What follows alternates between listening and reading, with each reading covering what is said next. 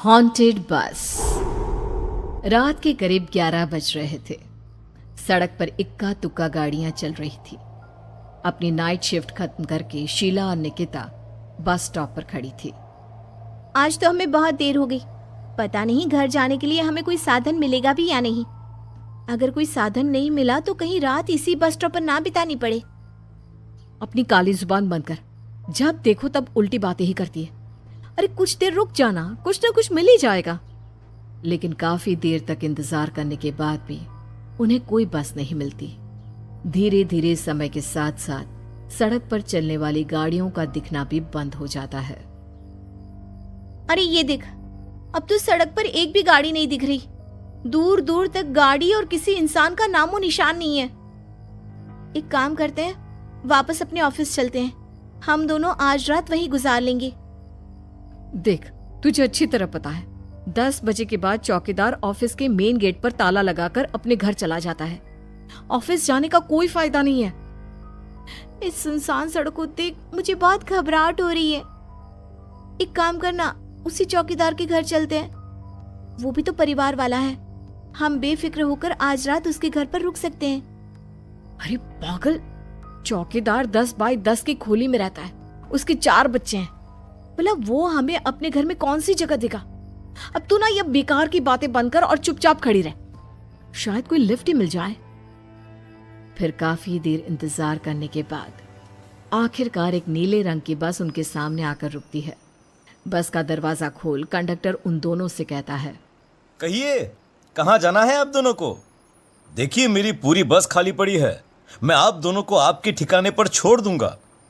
इतना कहकर कंडक्टर मुंह में भरे पान की पिचकारी सड़क पर दे मारता है।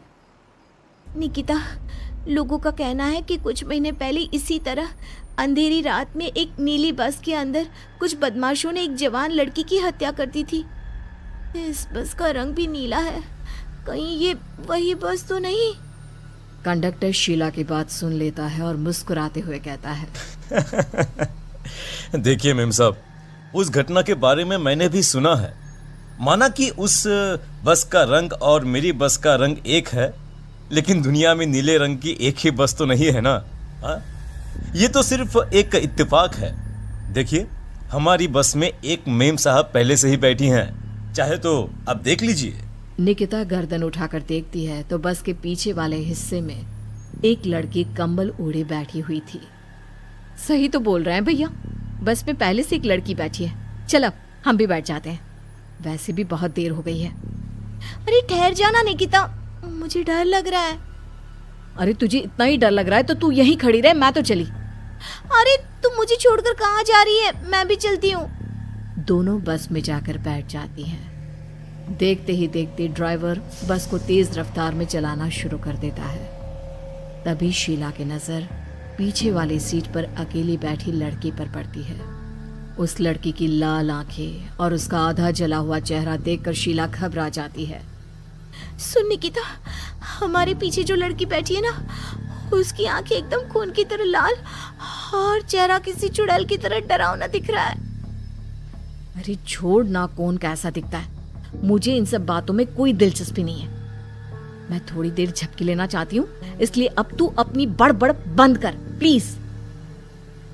बेफिक्र निकिता अपनी आंखें बंद करके बैठ जाती है। दूसरी ओर बस जंगल के रास्ते में पहुंची है। चारों तरफ घना अंधेरा और साथ ही जंगल में मौजूद जंगली जानवरों की डरावनी आवाजें शीला को और भी ज्यादा डराए जा रही थी।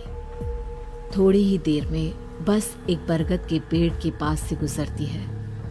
तभी अचानक बरगद की डाल पर बैठी एक बिल्ली कूदकर खिड़की के रास्ते शीला की गोद में आ गिरती है।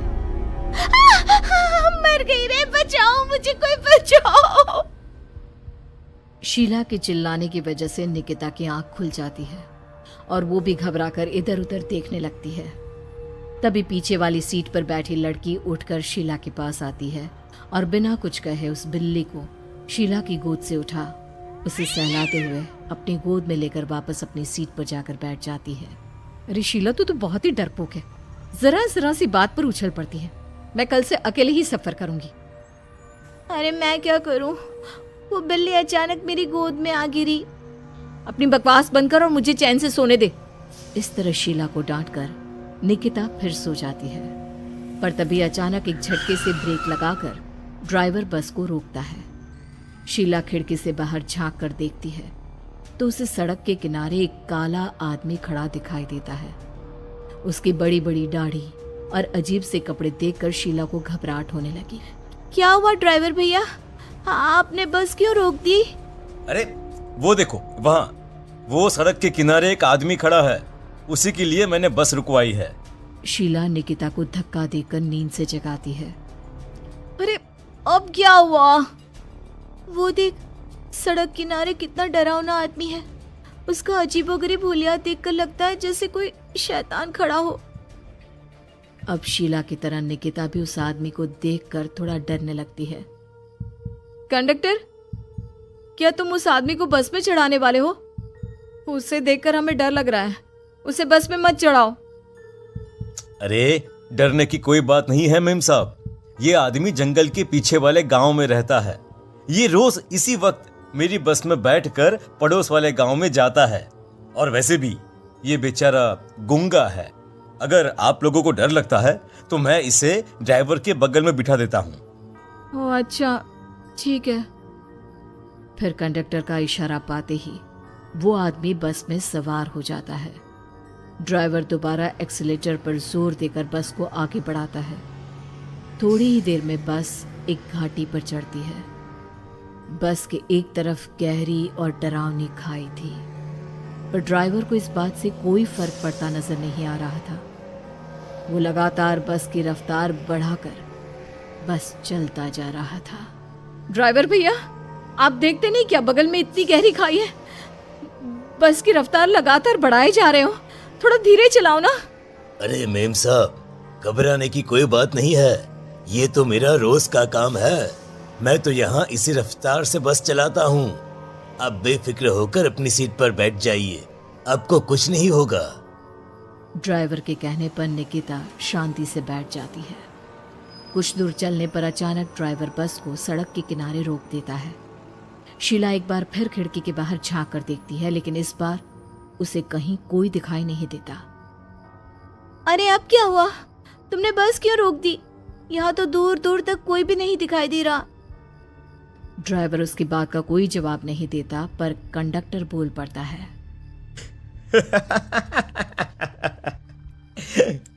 ये हमारी फेवरेट जगह है, हम अपने सारे अच्छे काम यहीं पर करते हैं। अब हमारा प्रोग्राम खत्म होने के बाद ही बस यहाँ से आगे बढ़ेगी। इतना कहते ही कंडक्टर सीट के नीचे रखी एक शराब की बोतल निकालता है। अरे ये सब क्या है? तुम्हारे बस में सवारी बैठी है, उन्हें घर पहुंचाने की जगह तुम यहाँ सड़क के बीच में बस रोककर शराब पियोगे? बस में लड़कियों के बैठे हुए भी तुम्हें ये सब करते हुए शर्म नहीं आती? कंडक्टर कोई जवाब नहीं देता और मुस्कुराते हुए शराब पीने लगता है। तभी ड्राइवर और दूसरा आदमी भी कंडक्टर के साथ मिलकर शराब पीने लगते हैं। निकिता, मुझे इन तीनों के इरादे कुछ ठीक नहीं लगते। हमने इस बस में बैठकर बहुत बड़ी भूल कर दी। तू घबरा मत, मैं हमेशा अपने पर्स में छोटा सा चाकू रखती हूँ। उसके रहते ये तीनों हमारा कुछ नहीं बिगाड़ पाएंगे। देखो गज्जू भैया, हमारी बस में इस समय 3 जवान लड़कियां बैठी हैं। कहो कहो सबसे पहले किसका शिकार किया जाए? मैं तो कहता हूँ कि सबसे पहले वो जो पीछे अकेले जो बैठी है ना, उसे पकड़ कर लाओ। उसके बाद इन दोनों का प्रोग्राम फिट करेंगे। ठीक है, जैसी तुम्हारी मर्जी। अब वो आदमी पीछे वाली सीट पर बैठी लड़की के पास पहुंचकर उसका हाथ पकड़ लेता है, लेकिन तभी अचानक उस लड़की की आंखें जरूरत से ज्यादा बड़ी और लाल होने लगती है। उसका चेहरा गुस्से से लाल और उसके मुंह से नुकीले दांत दिखने लगते हैं। अरे अरे अरे ये क्या?